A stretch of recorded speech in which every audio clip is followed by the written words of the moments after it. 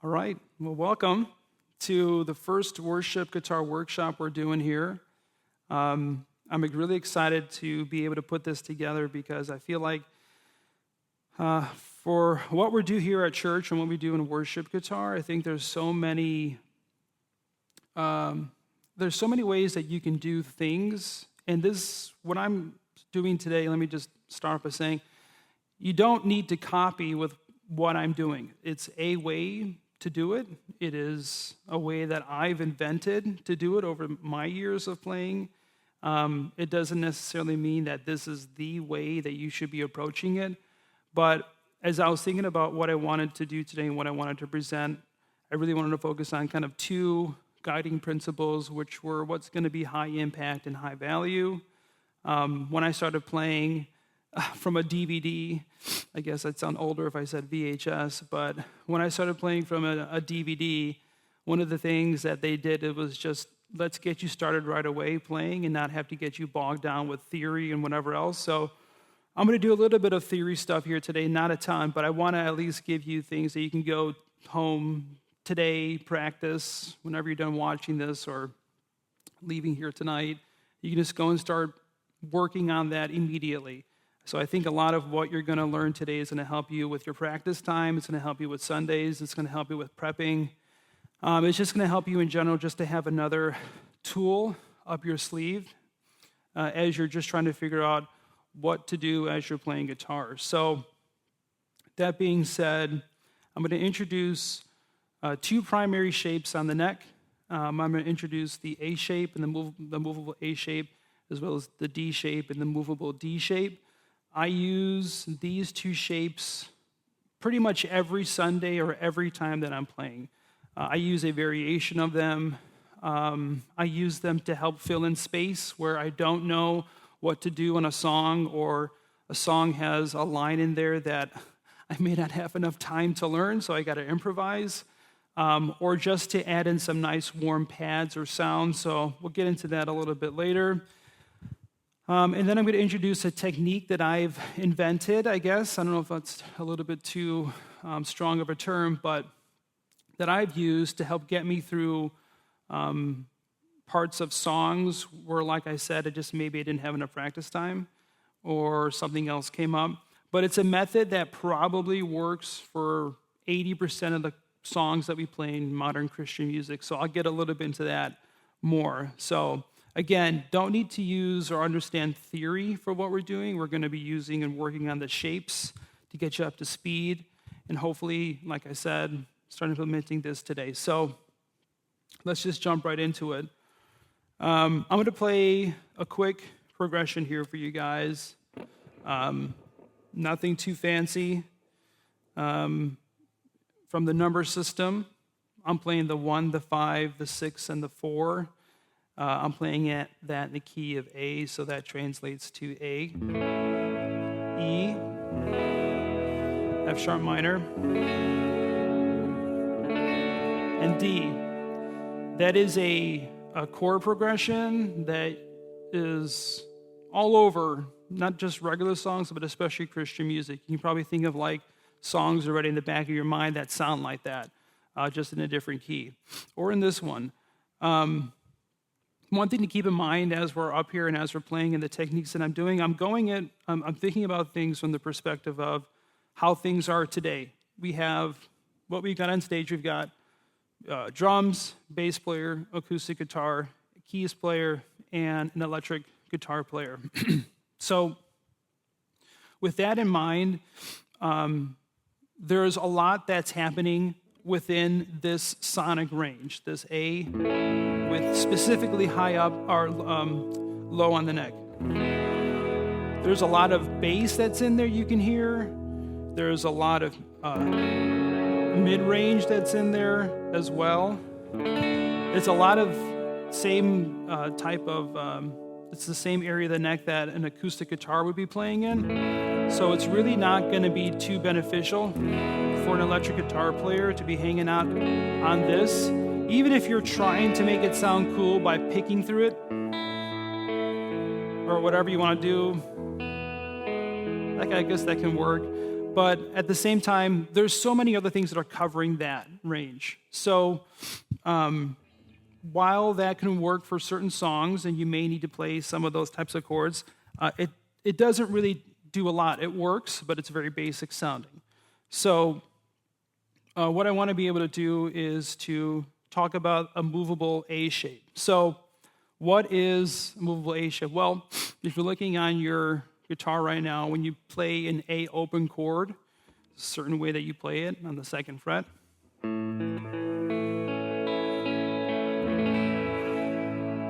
That shape works all the way up the neck. Just moving up chromatically right now. All the way up to where you're at the octave of it on the 14th fret. So when I'm working through songs and when I'm playing with that, like I said, I use this shape quite often. Most people will probably, understand this as a bar chord or a bar shape, which is fine. I don't mind playing bar chords. It works for certain areas of a song, but sometimes what I typically like to do is I just remove my finger because it can get a little bit hard if you're trying to play some very nice sounding chords. So if I go back to that A, E, F sharp minor, D,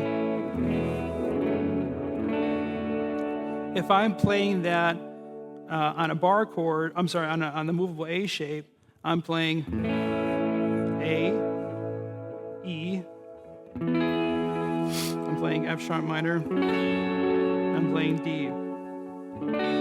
Already sounds better than what we were playing before, but that finger can kind of get in the way and you can really get your hand cramped.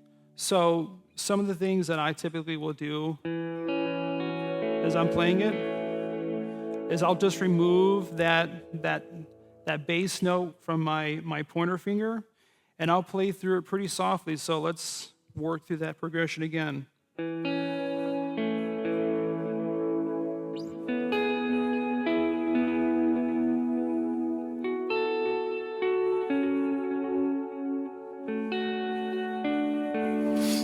Chances are, now that I show you that, you'll see me do that almost all the time as I'm working through it. It's a great way of just getting out of that thing that will just cramp up your hand. If you also noticed, I'm using my ring finger to bar across three chords versus playing it like the way you probably should be playing it with three fingers. It just is easier for me, and that's how I've learned, especially if I'm barring it. I have big hands, so as I'm going up, it just sounds bad. I can't get a clean tone out of it. So that movable A shape can really help you, especially as you're working through songs. So for example, if I'm swelling on a part and I want to use that movable A shape like I just showed you, I'll go high up on the neck for the A, just to give you an idea of what that does for you if you're just trying to add in a pad sound.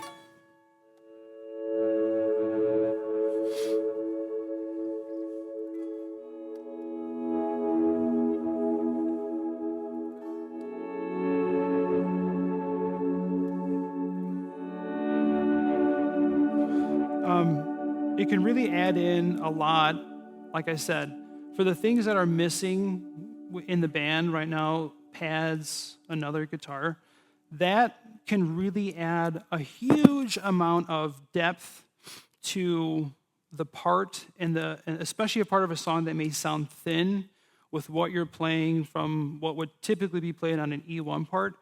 I don't always do that. I may not always play the E1 parts because as I'm playing it, I'm like, oh, that doesn't sound right without the other instruments within that recording, or it sounds thin, or it's not going to come out, or it's not, or I'm playing it and I'm listening to it live and practice, and I'm saying, that's not really working out well.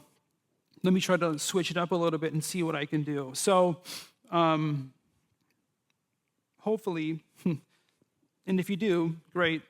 But if you don't, we'll walk through it. So, I shouldn't take for granted that you know all the notes on the neck from the chromatically, all the musical notes. So starting from an A, and if you don't know notes go chromatically from A to G sharp, and then it loops over again. But for the purposes of just understanding everybody knows what that is, and I'm not taking that for granted, as you're moving up the notes on the neck, at least from the A position, because like I said, A is the first note within the chromatic scale. You've got A. Anybody know what comes after A? For bonus points, what else is A sharp known as? Exactly. So Matt's back there. He's got brownie points. A sharp, which is also known as B flat. So yeah, you've got A sharp or B flat. I don't know, whatever people like to say. I hear most people say B flat. After B flat, what comes up after B flat? B. Probably don't need to know too much to know after B flat comes a B. After B, what comes next? B sharp? C. There we go. People are listening. C. After C, what do we got? Yes, also known as C sharp. Probably you'll hear people say C sharp instead of D flat. C sharp minor is probably more common to play than a D flat minor. After D flat, yes, D. I'm going to wait until somebody says D, then after D, also known as E flat. D sharp or E flat. After E flat or D sharp, you go to E, right? After E goes to what? E sharp? F, that's right. Goes to F. After F sharp, also known as G flat. After G flat or F sharp goes to G. After G goes to, also known as A flat, G sharp, and A flat. And then from there, where do we resolve on after A flat, G sharp? A, back to A. So that's the notes on the chromatic scale. If you don't know that, learn that, because as you're working on your A movable shapes, that's just going to be the exact same thing. So if I'm playing A here, I go up a fret, right? I'm on B flat, B, C, all the way up, right? That movable shape will just work all over the place. So with what I showed you right there, right, some of those tips of being able to do that can really help. So with A, you can also play an A minor. We probably all know how to play A minor. Works the same way. You probably saw me do it already with the F sharp minor. But just as I can play an A all the way up, I can play that A minor shape all the way up. And so if you're using, again, I already played it before, but just to show you, if I'm using that A shape for that A, E, F sharp minor D progression, A, E, F sharp minor is just the A minor shape with that bass, if you want to add it in there for the F sharp, back down to the D, which is just a normal A shape with the bass with the root note in there. I don't like playing it like that, but I just wanted to show you it's the same thing. So again, with what we do here and how we play, you're probably not going to be wiggling on those chords. You're probably going to be swelling on them, like I showed you before.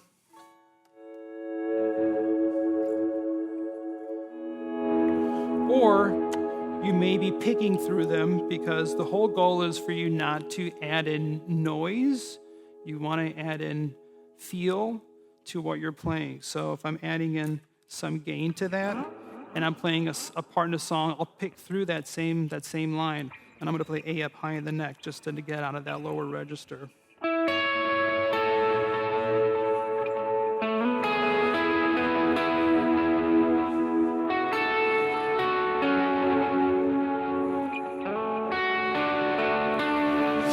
So that works out well. You could wail on it if you needed to, but pull back on some of your gain if you need to. You don't want it to sound muddy, but it works in the higher part of a song too.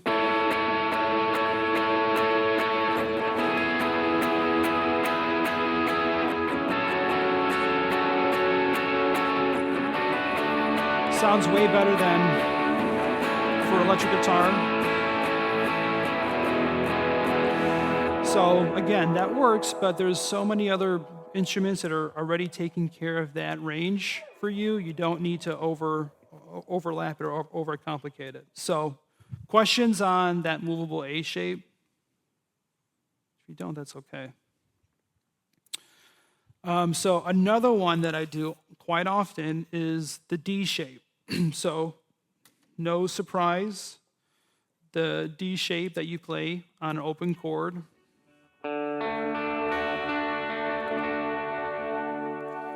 That shape, just like how you do with A, can move all the way up. I'm going to tune up really quick. Can move all the way up on the neck. So it's not like this thing where it's like, oh, I don't know what to do or I don't know what to play. Guitar is very simple when you think about it and you break it down. Everything just repeats, and the shapes always stay the same, just like the shapes in piano and things like that. The shapes on the guitar always stay the same. So the way that you can build an open D chord, you can use that and go all the way up the neck.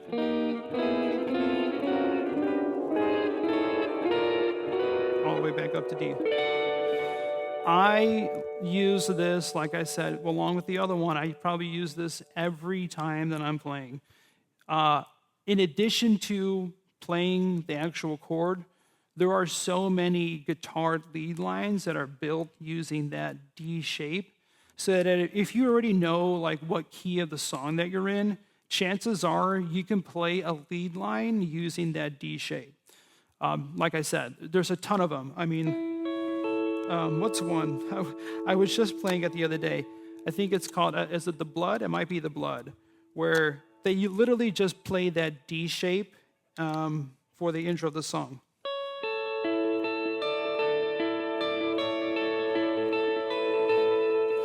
And they're not doing anything fancy. They're just playing the root, and they're playing suspended notes on it, which I will get to. Is it Christ be magnified? It could, yeah. So there's that, and there's so many other ones. Again, so many other ones that use that movable D shape. And the same way that you move up the neck chromatically, you can move up the neck chromatically on the D, and you can find what note that you need, as long as you know those notes, right? So if I'm playing A, E, F sharp minor, D on with that movable D shape, the same, and also remember, same thing too for a D minor. That minor chord translates all the way up the neck as well, so you can get your majors and minors with the same shape, on the same strings. So if I'm going to play that progression A, E, F sharp minor, back to D. And this is where it gets a little bit interesting on what you can do. Yes, I can swell it if I want to.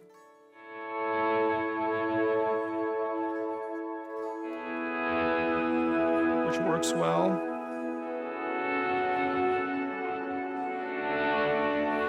I can add gain to it and pick through it, which works well.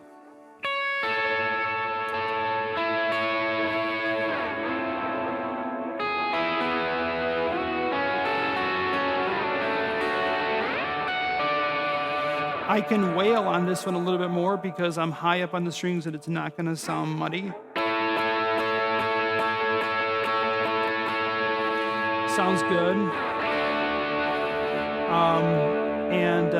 Like I said, a lot of lead lines are built through that.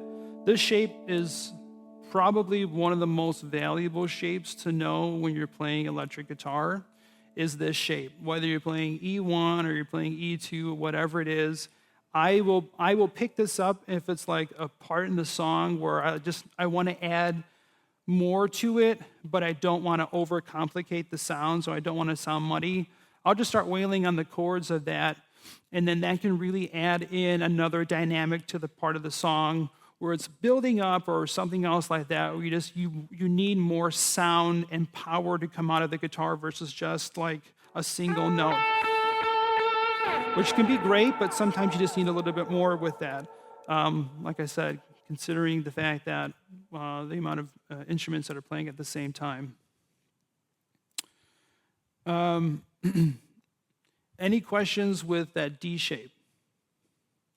Should be pretty straightforward. Like I said, you make a normal D and you can pretty much find any key from there all the way up the neck as long as you know your notes. If you don't know them, go back a few minutes and watch us go through the notes. So you can work your way through all of that as well. Let's see here. So yeah, a couple rules as we're going into some of the next parts of this. When you're playing, like I was saying before, less is definitely more when it comes to playing the electric guitar.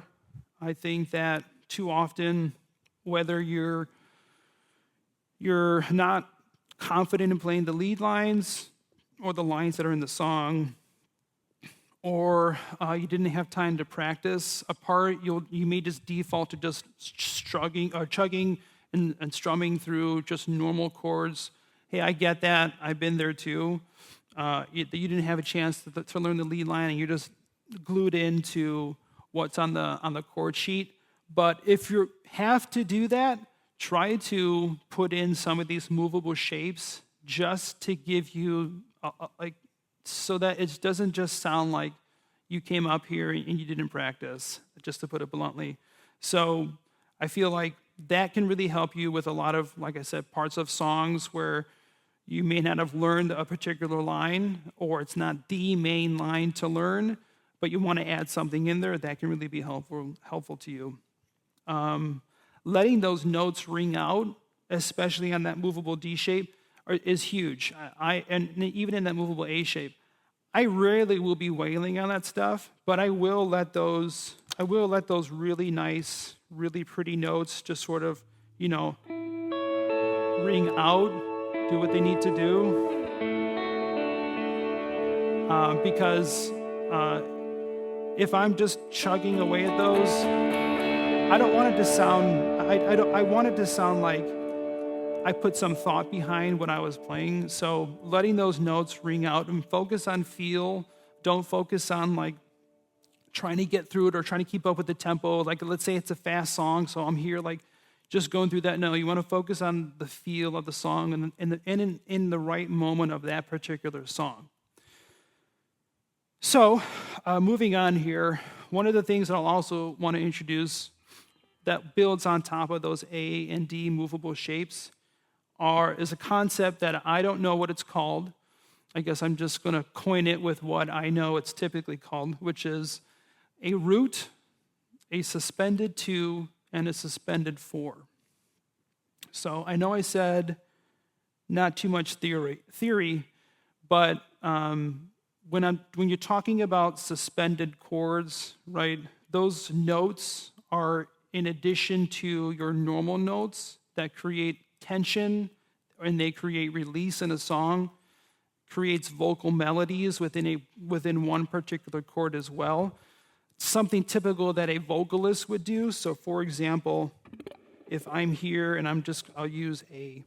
If I'm playing A chord, and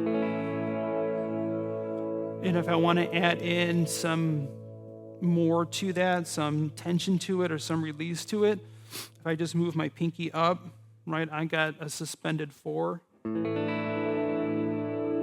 If I go back down to the root, and if I lift my pinky up, I have a suspended 2.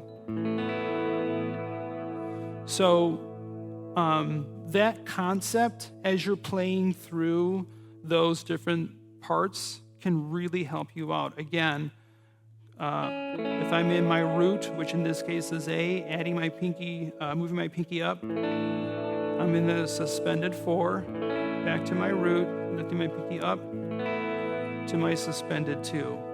So let's add that and build that into what we were just doing with those movable A shapes. So if I'm going to play the progression, let me add this in there. Let me clean it up a little bit. I added in that suspended 4, back to an E. Suspended 4, back to the root. Go into the F sharp minor. Doesn't really work too well for the minors. Going back down to the D. It can add in a lot of feeling to a song. So let me switch up to a different patch here, a patch that I've been using a lot, and I really like the tones out of this one. I think it'll translate a little bit better.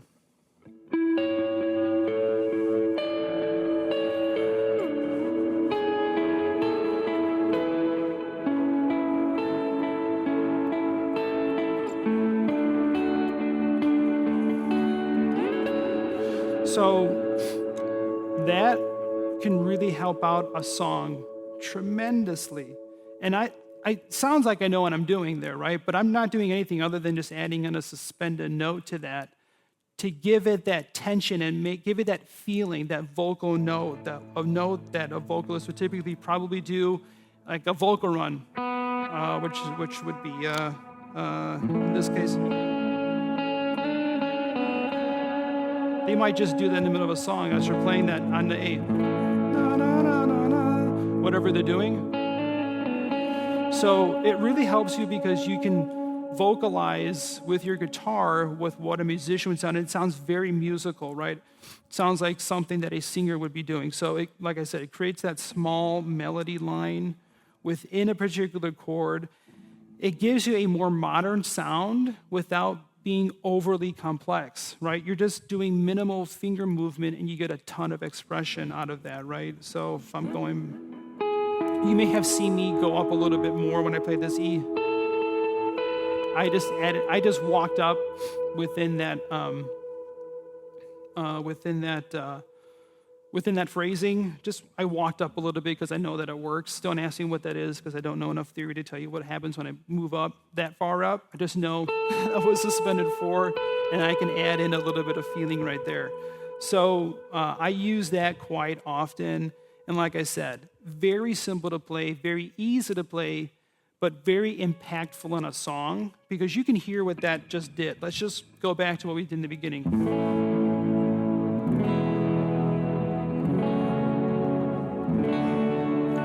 Sounds fine, right? Let's go using those movable A shapes.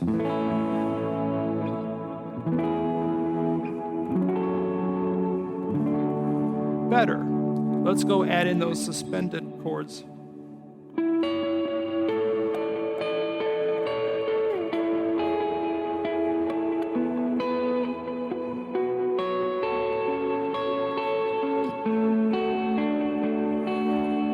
Big differences between all of them, right? I'm adding in some flair and some flavor by picking through those, but like I said, you want to focus on that. You want to let those notes ring out and do what they need to do. Sometimes it'll call for picking, sometimes it'll call for strumming, sometimes it'll call for swells. So, any questions with that? Same concept for your D string. Your D shape. As I'm playing a D, I can add in a suspended 4 by putting my pinky down, back to my root, and I can go down 1 on my on the E string. It's very similar to a minor shape, but it's not a minor shape. I'm sorry. I did it. I messed up for you right there. But that's just to show you that it's the same shape, right? For the most part.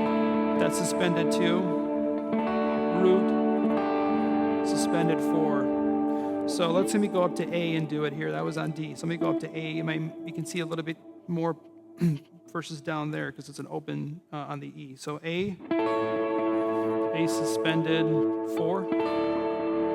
Back to the A, root, to the suspended 2. See, my finger is right there. I'm not here, because if I were here, I'd be A minor. But now I'm on the suspended 2.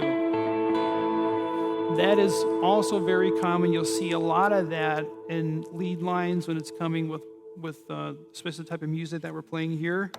People will be doing that all day long.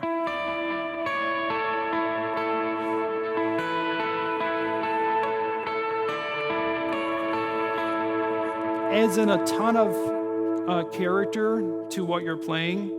So, if I'm doing that lead line with the D shape, that chord progression.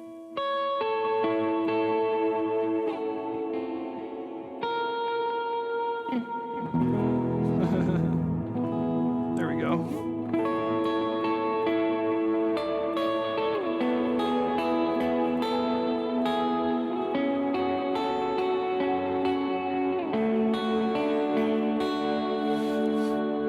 I can add all that same character with those movements, using those same suspended notes. So let's translate that into something that I typically have done and I've created and I've invented for myself to play lead, there we go, so you can see my fingers, to play lead where I had struggled in the past of learning songs because as I was earlier in my guitar playing, I wasn't as good. Let's just be honest about it. So what have I done? Well, I'll focus on 2 strings, the G and the B string. Those 2 strings work very well because I will always have a root in there. And then I have something else on top of it to be able to give it that movement. What I would use for that movement for those suspended chords, I can put that in there, and now all of a sudden, I've got a lead line playing through with what I was just showing you. So I'm going to try to do this without messing up on the recording. So let me go ahead and take off some of the gain, get my looper going here, and try to do this in time. 1, 2, 3.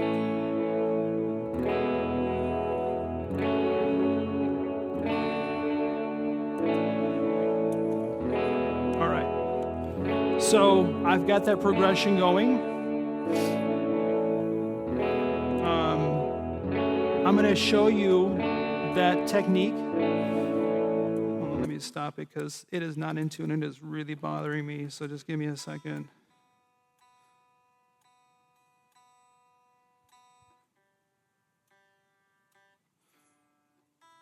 There we go. I think I got it. All right, let's try that again. Erase. There we go, much better. 2, 3, 4.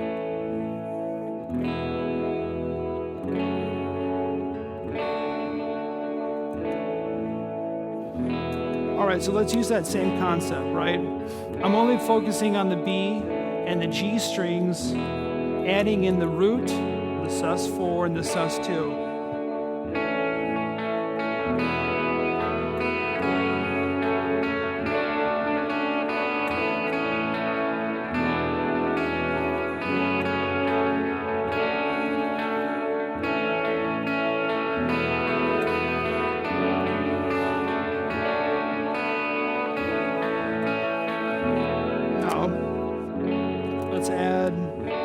Something else to it. Let me go high up on the neck because this is typically where it sounds better. So I'm going to go up to A, right? I'm in the key of A, and I'm keeping it right there where I would typically play my A. But I'm just going to stay on that root.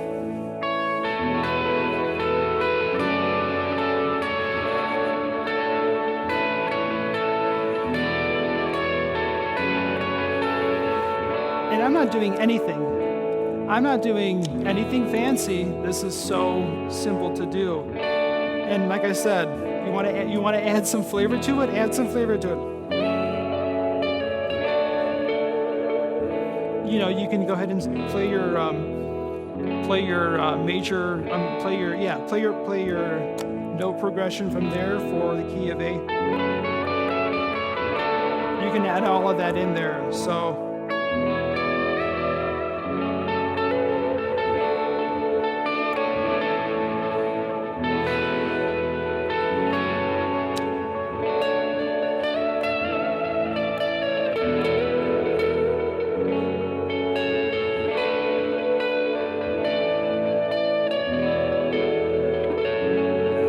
And that works well for swells as well.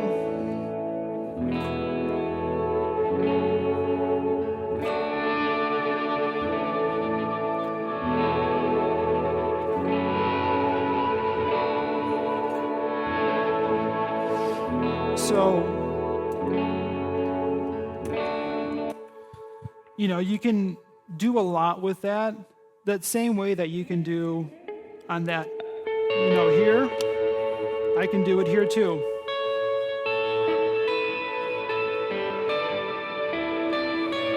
Within the D shape.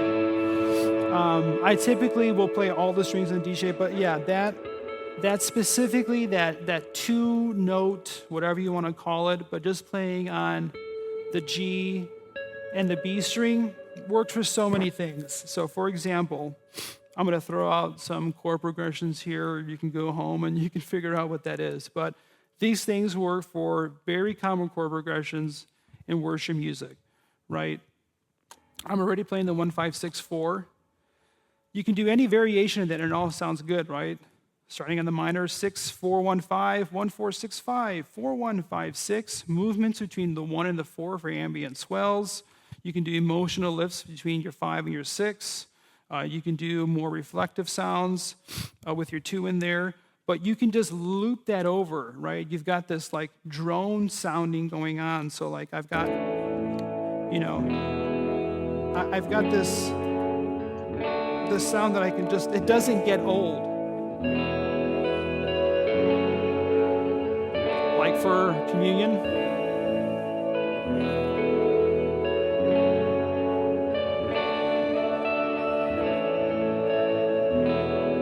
Whatever. Super simple, and you're not really going to get too tired of it listening to it. Your ears, if you're out there, your ears not going to get fatigued listening to just like the piano going, okay, chord, same thing over and over again. And I know we're musicians, and so we'll pick that stuff up. But if you're just playing the same thing over and over again, most people will probably be like, okay, I need something different, and so you can just add in some flavor into what they're playing. So keep that in mind. Like I said, it works really well for a lot of those shapes. Chord progressions. So, right, things to keep in mind. You want to keep those strings ringing when you're on that suspended root, suspended 4, suspended 2. Keep those strings ringing, right? Use those chord shapes for movement and for feel, because I was able to go between suspended notes and root notes based on the chord change. So what does that mean? It means bass player, keys player they can handle the heavy lifting, and I just need to go in there and just add a little bit of stuff on top of it. Acoustic guitar player too, sorry Noah, but I'm gonna rely on you guys to know your parts. And so because I'm over here and I don't have to play what you're playing, I don't have to play chords to keep the song moving, I can play stuff on top of that will work. This is just one thing, like I said, that I've invented to help me get through some of my parts that I need to, where I don't have enough skill to get through a part, or I'm not confident, I don't have enough practice time, whatever it is, or I just feel like I want to play that because it works well quite often, right? So like I said, let the bass, let the keys, let everybody else, let them define the progression. You don't have to do that. You don't have to worry about that. So, any questions so far? We're about to wrap everything up here. And what I want to do is, I know I walked you through a lot of stuff. I feel like I went through it really fast. Well, I guess I didn't. I feel like I went through it really fast, but what I want to be able to do is show you that in practice with an actual song. The song that I picked out just because at the time of this recording and doing this video, it's one that's pretty new. So for people who are going through this and you're trying to learn this, the song I'm going to work through this is Elohim in the original key. I'm going to give you a couple of background understanding about this first before jumping into it. I'm not going to demonstrate it here. Maybe we can demonstrate it in another one. But what I do when I'm going in for a practice is I do what I refer to as what's called as active listening. So what is active listening? Active listening is I'm listening to the song, right, with whatever, in my headphones, in my car, on my phone, if I have to, because I don't have anything else. I'm going through and I'm saying, okay, this part, instrumental, okay, there's a lead line there. Okay, is that lead line difficult or is it straightforward? Can I pick it out or can I not pick it out? Okay, am I going to have, how much time am I going to have to spend learning that line? Okay, maybe I have to take a little bit of time. Move into the verse. Okay, what's going on in the verse? Is guitars in, guitars out? Are there pads? Because I think about pads when I play electric guitar because, like I said, we don't have pads, we don't have another guitar. So if there's no lead line, is it going to sound empty with just the keys playing and just an acoustic guitar playing? Maybe, maybe not. Some of those things you'll have to wait until an actual practice to feel it out, which I do quite often. Chorus, pre-chorus, what's going on in there? What are the dynamics of the song within those parts? What's the bridge like? Is there instrumental? Is it heavy guitar instrumental? Is it not heavy guitar instrumental? Does the song need to progressively keep lifting throughout the song? Do you have to keep moving up? Are there a lot of parts that are, let's say it's like more of like an anthem song that can get very repetitive? And let's say there's not a ton of electric guitar parts in there. In my mind, I'm like, okay, I'm going to have to do something because if it sounds repetitive to me in the recording, it's going to sound repetitive out here. So like, what am I going to do differently to try to lift it up? Other people in the band will also have their responsibilities, drummers especially and bass players. But like, what can I do as an electric guitar player to make sure that it doesn't get monotonous, right? So I'm going through that. I'm doing active listening. I'm either writing notes or usually for me, I'm making mental notes. And that works well. We don't always do songs according to the actual recording of the structure. But when you do and you make those mental notes in your active listening session, you now can just like move them around. Like, oh, we're doubling up the chorus. I'm like, okay, cool. Well, if it's the last chorus, I know that's big. So whatever I'm going to do big, I'm going to do it again. And I may have to do it bigger. Or I may have to add something in it, right? I may have to mess around with my tones a little bit to try to get the right sounds for what I think should go in there. So I've already done that for this song.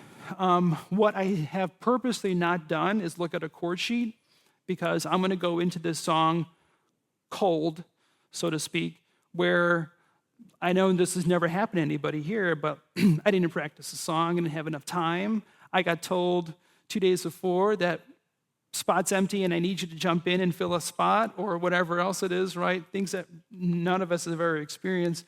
Or you're gonna I'll say it, because whatever. Or you're gonna go and you're gonna have to learn 20 songs for a special conference, and then you're like, there's no way I can jam that much in my mind, like without having something in front of me, because I'm like, listen, as an electric guitar player, it looks bad to have the chord sheet in front of you. You shouldn't be playing chords to begin with. Everybody else can do that, but for you, like I feel like don't do that. So what can you do? Well, I'm going to do some of my inventions here, and that can help work through not pounding and grinding through like chord memorization.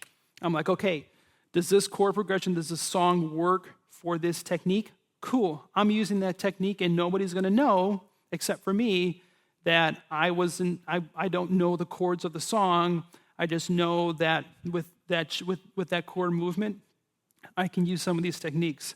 So with Elohim, I'm not going to play the song the way the track plays it. This is not like a how-to video. This is like how to get through a song video if you don't have enough time to learn, but you only learn like key parts of the song, like some of the lead lines, or let's just say the main riff, the main lead line, lock that in.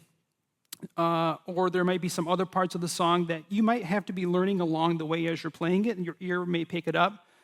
But things that will work in the song that won't make it sound like you didn't practice, but will make it sound like at least you know the feel and the parts of the song. So that being said, I'm going to demo using the A shape, the D shape, and those suspended chords and the roots, along with, of course, the main lead lines of those songs, because that's all that I had to learn. I just had enough. I had 15 minutes to learn a song, so I'm going to learn those lead lines, and I'm going to default to some of these techniques to get me through the rest of the song. So give me a second here to get this tuned up.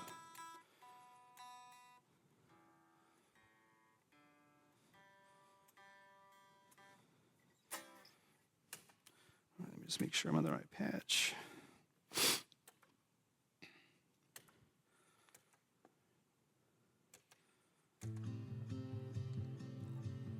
All right. So I'm going to talk through this as I can. If you can put up a little bit more, Matt, in the house, if you don't mind. Time and time again.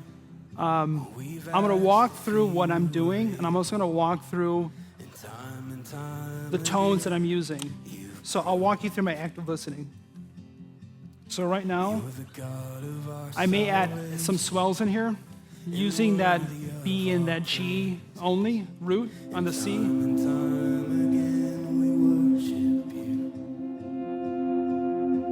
Back again, swell, only on that B and that G string.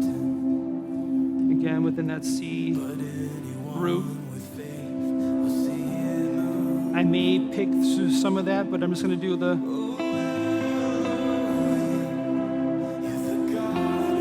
sus4, back to the root, back to the root, sus4,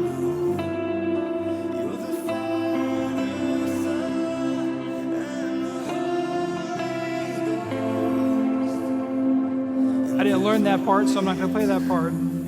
Okay, now we're going to shift dynamically. I'm going to go up to that high D, pick through it, sus4. Listen to the movements of the chords. Okay, now I know a little bit of driving. I don't know the chords. I just know that this works. So I'm going in my root, my sus4, opening it up, staying there, root, sus2, root, sus4, back to that root, and it just works.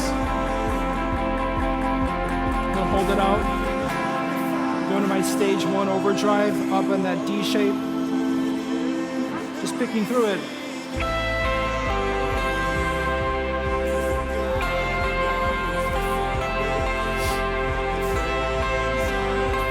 Again, this is not how the song is supposed to be played, but it is a way that works.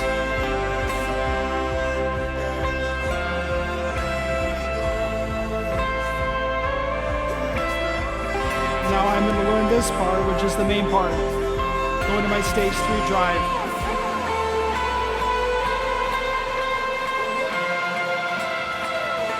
Spend your time learning this.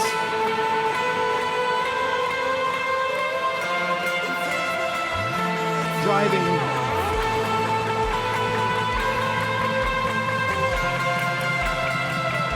Because this is what people remember. Going back to my stage 1. Back to that same thing. sus4 to that root. sus2 with the movements of the chords. Do whatever you want to do here. Start with the sus4. sus2, back to the root. It all works. The song is lifting, so I'm going to go back up on that high D, go to my second stage overdrive. Let the notes do the work. sus2, back to the root. don't need to chug away at it. You can, it sounds fine, but make it sound purposeful what you're doing. And this is easy stuff. Now we're gonna go back to my stage 3, play that line, nice and confident. Back to that same shape.